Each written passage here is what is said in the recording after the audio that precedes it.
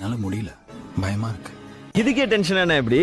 அடி தர்ற வலியை விட பயம் தர்ற வலி தான்டா பெருசு. பெரும் இல்லை நீ அப்பனுக்கு பிள்ளை எது தின்னு எது